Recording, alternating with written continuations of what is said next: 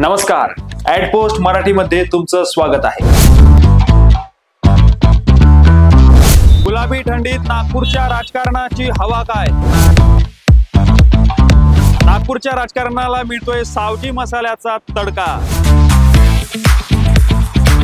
देवाभाऊला आहे गुडदे पाटलांचं मोठं चॅलेंज। देवाभाऊ जिंकणार का?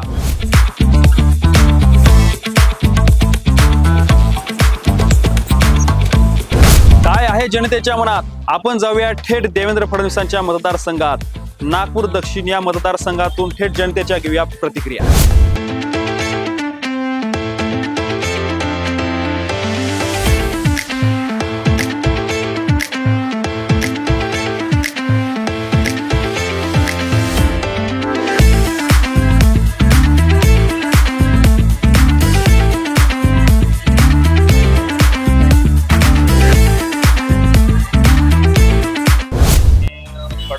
रस्ते केले म्हणते, रस्त्याला का चटणार आहे का? खायला तर पाहिजे भाऊ, रस्तेच खाणार आहे। एकच भाऊ देवा भाऊ, देवाभाऊ गुडदे पाटील वगैरे देवा एकच भाऊ देवा भाऊ। नाही बिलकुल नाही, कारण लाडकी बहिणाची योजना जरी मिळाली पण 2 दिवसातच त्यांनी महागाई वाढवली। बीजेपी नहीं येणार, मग कांग्रेस येऊ शकते। नहीं, अपने आगे ना मोदी की सरकार है। अभी मोदी की सरकार तो आ गई ना, वो तो दिल्ली में बैठ गए। अभी ये महाराष्ट्र की चुनाव है। अभी बाकी सरकार जो कुछ भी बोलती है वो देती नहीं है, ये जो बोलते हैं वो करते हैं। क्या क्या दिया इन्हें? कारण का देवेंद्र फडणवीसचं इकडे नाही लक्ष आहे, सगळ्यात इकडे पुण्या मुंबईकडे लक्ष आहे सर्वात जास्त, त्याचं नागपूरकडे लक्षच नाही आहे। तर संविधानाला काही धोका आहे म्हणतात, तुम्हाला काय वाटतं? संविधानाला धोका तर आहे म्हणतात, पण इतकं संविधान सोपं नाही बदलवणं, मोठं कठीण काम आहे। आयुष्यभर जर राजकारण करता तर धंदा कोणता करता? आणि हे लोक आयुष्यभर घाणेरड्या भाषेत बोलायचं म्हणजे गाणं घासतात। मग आता देवेंद्र फडणवीसांचा पत्ता कट होईल का? पक्का बदलणार, दक्षिण पश्चिम मधून दक्षिण पश्चिम मधून नक्की बदलणार। द्या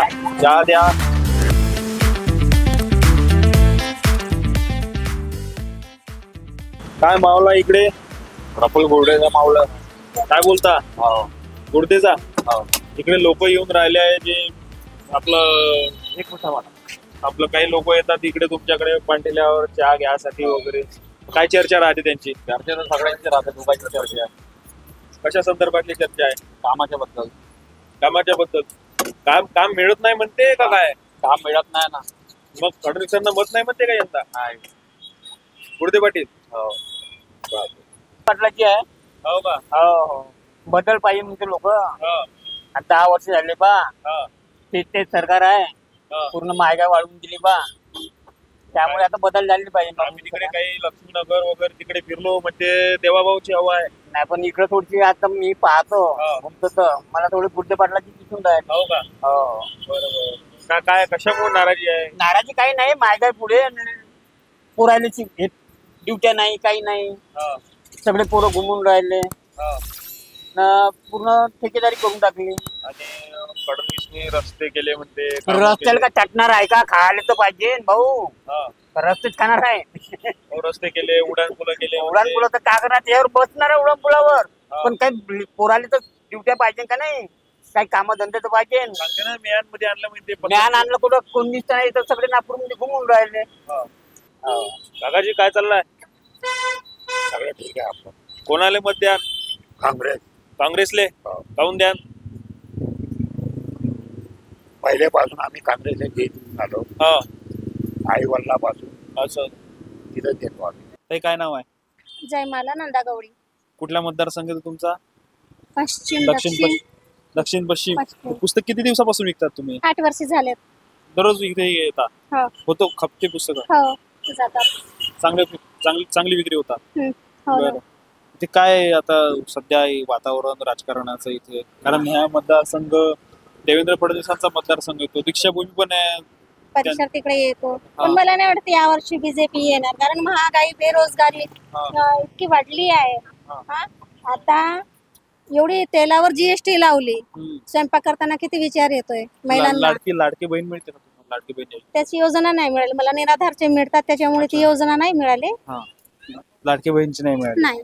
भरपूर महिला बोलतात की लाडकी बहीण मिळाली त्याच्यामुळं आता त्यांचं मत बदललं असं तुम्हाला वाटते का? नाही नाही नाही बिलकुल नाही. कारण लाडकी बहिणाची योजना जरी मिळाली पण 2 दिवसातच त्यांनी महागाई वाढवली. प्रत्येक वस्तूवर जीएसटी लावली.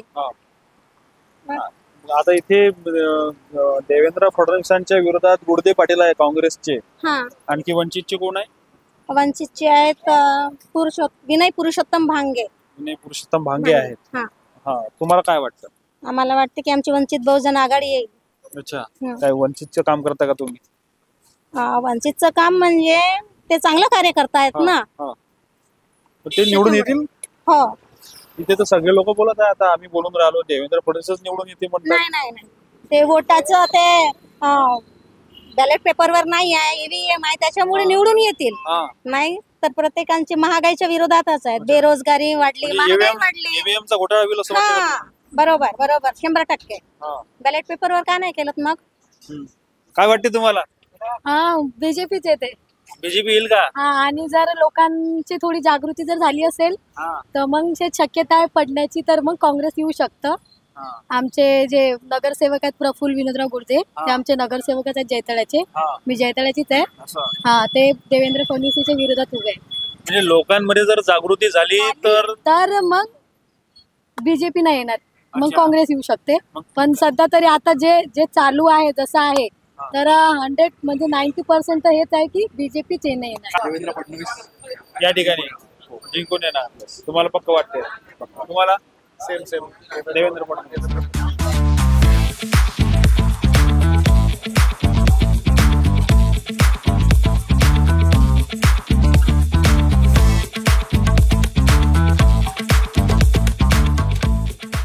क्या खाने आए? मैं इनका कई सालों से खाने को आ रहा हूँ।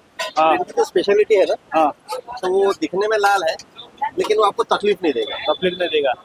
अच्छा, दिखने में लाल है लेकिन तकलीफ नहीं देगा। और इतना ज्यादा दुकान चलता है तो हर चीज ताजी मिलती कहाँ के रहने वाले हो आप? नागपुर की। नागपुर पे। आपका देवेंद्र फडणवीस का ही मतदार संघ आता है क्या? कौन आ रहा है चुन के? देवेंद्र जी 100% है। लेकिन कहा जाता है कि महाराष्ट्र की राजनीति में देवेंद्र फडणवीस जी की इमेज थोड़ी कमजोर लगती जा रही है। जिस प्रकार से दो पार्टियां तोड़ी, उन्होंने खुद बोला है कि हमने पार्टियां तोड़ी है, इस वजह से उनकी इमेज में थोड़ा गिरावट आई है। इस बारे में आपको क्या लगता है? अभी आप उनकी ही कॉन्स्टिट्यूंसी के है। जब पुराना इलेक्शन हुआ था, गठबंधन में कौन लड़ा था? शिवसेना और बीजेपी। साथ किसने छोड़ा? और उद्धव जी का जो बोलना है कि हमको मुख्यमंत्री पद 2.5 साल के लिए देने वाले थे, मैं इस बात पे बिलीव ही नहीं कर सकता। ना मोदी जी ने, ना अमित शाह जी ने, और ना ही देवेंद्र जी ने किसी भी अपनी रैली में ये कहा कि शिवसेना को आधे टर्म के लिए मुख्यमंत्री देते हैं। तो उनका जो बोलना है कि हमको देना चाहिए, तो हमको चीट किया गया। बिल्कुल नहीं, चीट तो शिवसेना ने किया। शिवसेना ने चीट किया, बिल्कुल चीट किया है। और जो पार्टी फोड़ने की बात है, कौन सी पार्टी फोड़ी? सरकार तो बीजेपी की होनी चाहिए थी, वो चलेगी ना दूसरी तरफ में सरकार बनाने के लिए। बड़ा साहब के ठाकरे के प्रिंसिपल्स क्या है? तुम कौन सी पार्टी के साथ जा रहे हो? सिर्फ सरकार बनाने? काय म्हणते धंदा पाणी? बेटा ठीक है, ठीक है। अभी क्या है यहाँ पे देवेंद्र फडणवीस का कॉन्स्टिट्यूंसी है ये, कौन आ रहा है, किसका माहौल दिख रहा है आपको? सिर्फ देवेंद्र फडणवीस। अच्छा, आपको क्या लगता है यहाँ पे? एकच भाऊ देवा भाऊ देवा भाऊ, गुडदे पाटिल वगैरह कुछ? देवा भाऊ, एकच भाऊ देवा भाऊ। देवा भाऊ। 10 साल से देवा भाऊ के साथ है और आगे भी देवा भाऊ के साथ ही क्या है। क्या काम किए? बहुत काम किए देवा भाऊ ने। कौन से? रोड बना के दिए, हाँ। पुलिया उलिया सब काम हो रहा। नागपुर इतना डेवलप हो रहा, बड़ी बड़ी हाँ। बिल्डिंगें बन रही।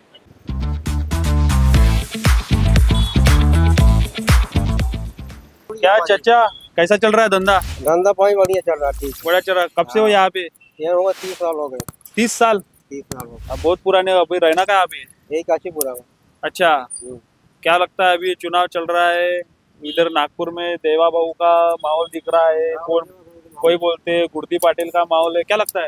नहीं, अपने आएंगे ना, मोदी की सरकार आएगी। अभी मोदी की सरकार तो आ गई ना, वो तो दिल्ली में बैठ गए। अभी ये महाराष्ट्र के चुनाव है, अभी फडणवीस के आए अभी फडणवीस बोल वाला उन्हीं के है। हो गया। हाँ, अच्छा, तो अभी यहाँ पे देवेंद्र फडणवीस गुड़दे पाटिल दोनों में है, दोनों नहीं तो यही आगे रहेंगे। तो अभी कौन आ सकता है चुन के? फडणवीस आएंगे ना। फडणवीस। और ये लोग कुछ बोल रहे हैं कि बोलने का है, वो बोलते कुछ है फिर कुछ होता ना। हाँ, बोले थोड़ी कुछ होगा। क्यों आएंगे, क्या लगता है? नहीं, उनकी सरकार है चल रही, वो अच्छे काम भी करते हैं तो इसलिए उनकी आएगी।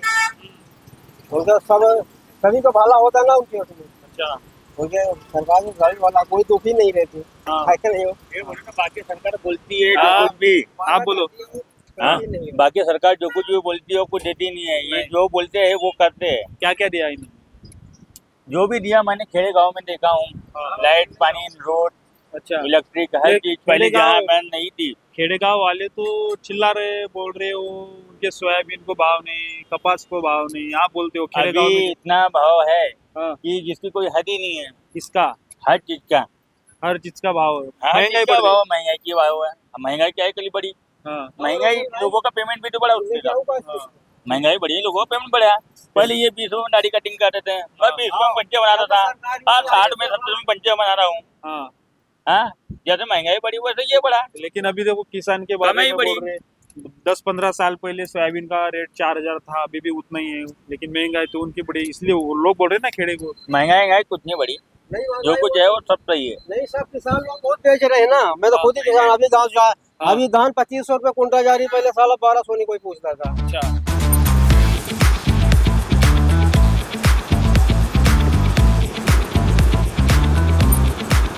काय काय म्हणता का, जिधर दम उधर हम म्हणता तुम्ही? जिधर दम उधर हम तर म्हणावंच लागेल की नाही. दम कुठं आहे मग आता? दम आहे ना, फडणवीस आहेत ना, देवेंद्र फडणवीस, देवाभाऊ फडणवीस, हा त्यांचं आता जास्त जोर चालू आहे. जोर चालू आहे. काही लोक बदल पण म्हणून राहिले.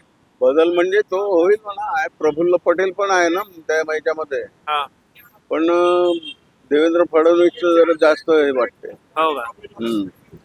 आणि इलेक्शन कधी राजकारण कधी जातीयवादी निर्माण होते महाराष्ट्रामध्ये तरी.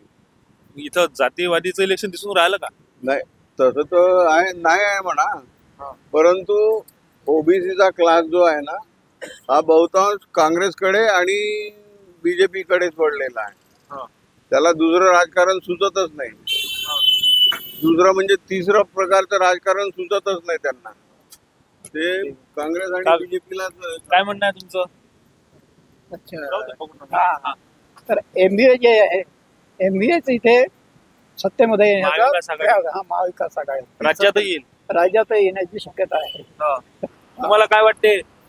दक्षिण पश्चिम आहे, महाराष्ट्र आहे, विदर्भ आहे. दक्षिण पश्चिमची जी राजकीय लढाई आहे हा, मोठी अटीतटीची आहे. अटीतटीची. अटीतटीची आहे आणि असं काही सांगता येत नाही कोण निवडून येईल, काही गॅरंटी नाही. हा. आलाय तर फार मोठ्या फरकाने येईल, कारण दोन्ही कॅन्डिडेट मजबूत हा. आहेत.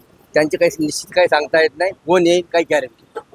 अटीतटीची लढाई. हा, अटीतटीची लढाई, सामना अटीतटीचा आहे, भयंकर अटीतटीचा आहे. हा. हे काही आज बदल आहे हा. हा.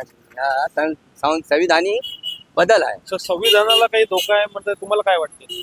संविधानाला धोका तर आहे म्हणतात, पण इतकं संविधान सोपं नाही बदलवणं, मोठं कठीण काम आहे. एक कलम केलं दुसरं कलम अडवते, बऱ्याचशा कठीण गोष्टी आहे. सारं करता करता आहे त्या मार्गावर आहे, पण ते काही सांगता येत नाही. पण पश्चिम आणि दक्षिणची कॉन्स्टिट्युएन्सी कठीण आहे, सामना अतितटीचा आहे. फडणवीसांसाठी कठीण आहे, तेवढा सोपा नाही, नाही. दोघांसाठी कठीण आहे. आला दोघे फार मोठ्या फरकाने येतील, जास्त फरकाने काही येणार नाही.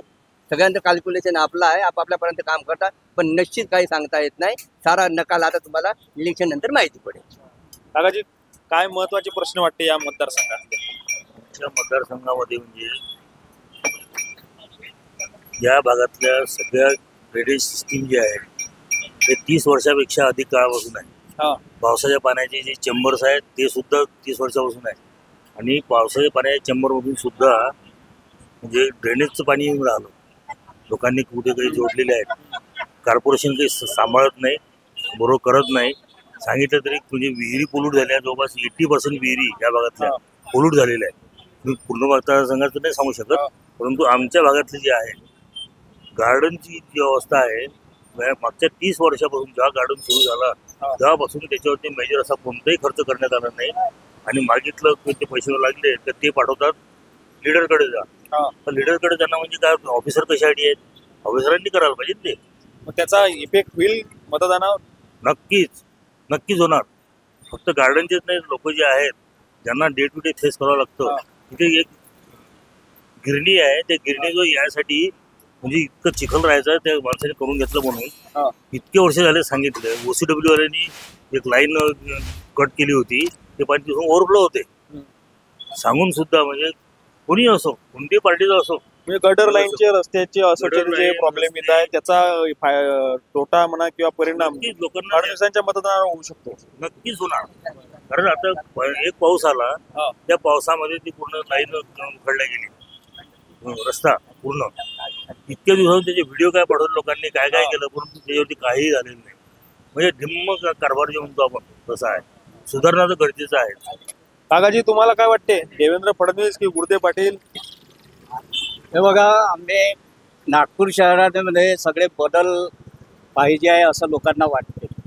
कारण की देवेंद्र फडणवीसला नागपूरच्या, दक्षिण नागपूर पश्चिमच्या लोकांनी 3दा निवडणूक दिलेला.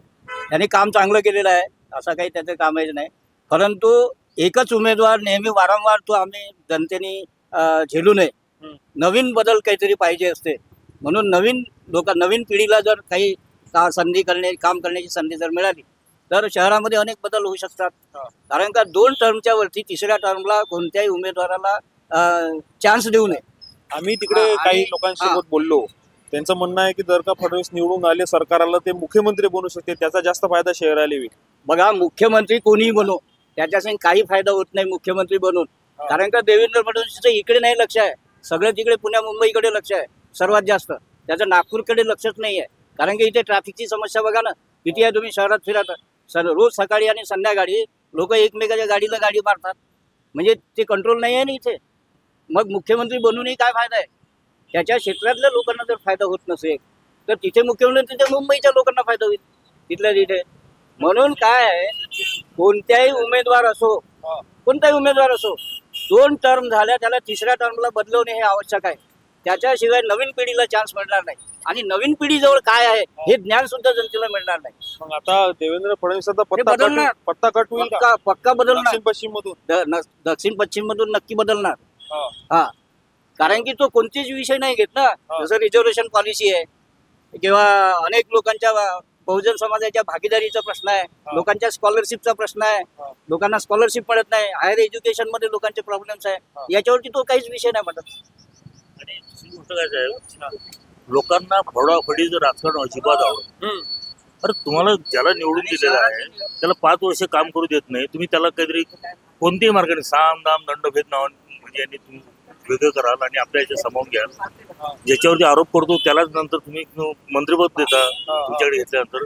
हे कोणालाच आवडत नाही. ते पटलं नाही कोणालाही, सामान्य माणसाला कोणालाही आवडत नाही. किमान त्यांनी या गोष्टी तरी पाळायला पाहिजे. त्याचा परिणाम पडेल या फोडाफोडीच्या राजकारणाचा. अरे वो तो भयानक हे आहे. कारण की त्यांनी हे कृत्य नव्हतं करायला पाहिजे. विदर्भाचं नाव बदनाम होते आहे त्याच्यामुळे पूर्ण. नाही तर देवेंद्र फडणवीस चांगला माणूस आहे असं म्हणजे डिक्लेअर झालं होतं. परंतु त्यांनी हे राजकारण जो खेळला त्याच्यामुळे त्याची इमेज बिलकुल हे झालेली आहे, खराब झाली बिलकुल. इमेज खराब झाली. सभ्य माणूस म्हणून त्याला आम्ही हे करत होतो, आयकॉन म्हणून होते. अशा याच्यामुळे त्यांनी आपलं स्वतःची इमेज खराब केली. अजूनही त्यांनी सुधारणा करून घ्यायला पाहिजे. आम्हाला तर त्या माणसाला PM म्हणून पाहायची इच्छा आहे, तो भाग वेगळा. परंतु तुम्ही जर असं करत राहिले तर लोकांना तुमच्याबद्दलची म्हणजे सहानुभूती जी आहे ना ती पूर्ण निघून जाते. काय म्हटलं, अशा परिस्थितीत असे कामं जर केले तर खेटराजवळही कोणी उभं करणार. तुमची एक व्यक्ती म्हणून मान्यता होती, परंतु हे काही राजकारण झालं त्याच्यामुळे. हा, माणसानं सचोटी ठेवावी जी या लोकांनी सारी गमावून टाकली. कुठल्याही BJPच्या माणसाजवळ सचोटी नाही. They are not at all liable for. सत्ता मिळाली म्हणून काही करायचं ओके. हे आवडलं नाही, कोणालाच आवडणार नाही. कमीत कमी चांगल्या माणसाला नाही आवडणार. आम्ही हे ठीक आहे, आम्ही काही बोलत नाही, काही म्हणत नाही. वोटिंग आपली एक पॉवर आहे म्हणून करायची. त्यांचं म्हणणं असं असते की सत्ता जर असली कोणत्याही पद्धती सत्ता तर विकास आम्ही करतो, रस्ते करतो, हे करतो. कशाचा विकास करतात?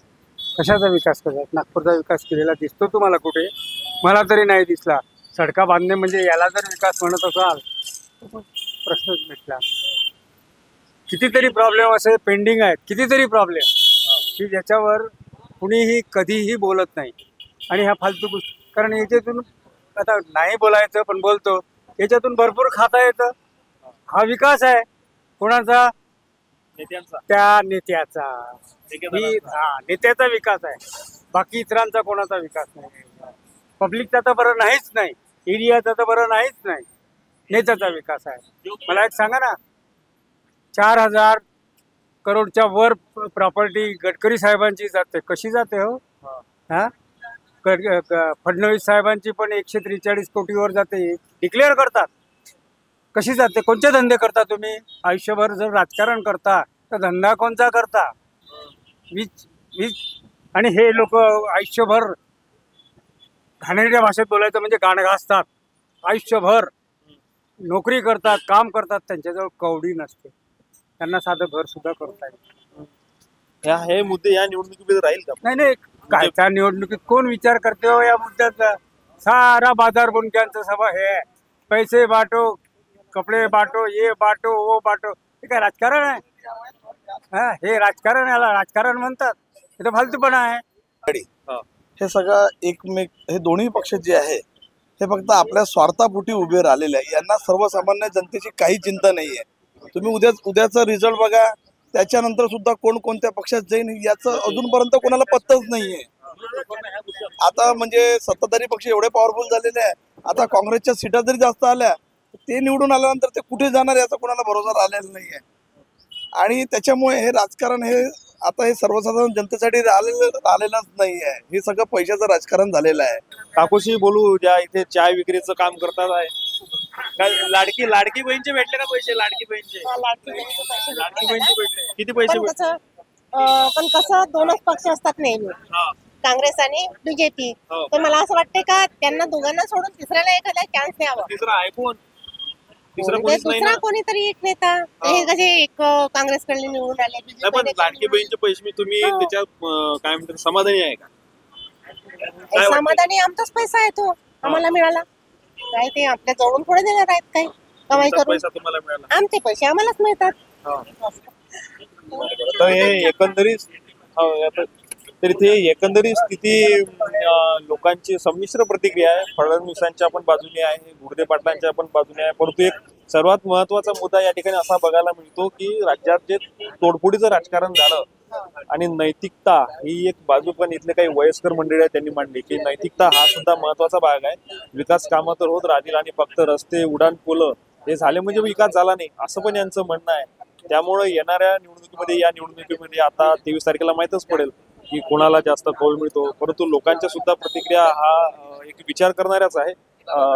या सगळ्या प्रतिक्रियांमधून आपल्याला तसं दिसून येते. यासह इतर व्हिडिओज, आमच्या बातम्या, आमची इंटरव्ह्यूज, एक्सप्लेनर बघण्यासाठी तुम्ही @पोस्ट मराठीला सबस्क्राईब करा. धन्यवाद.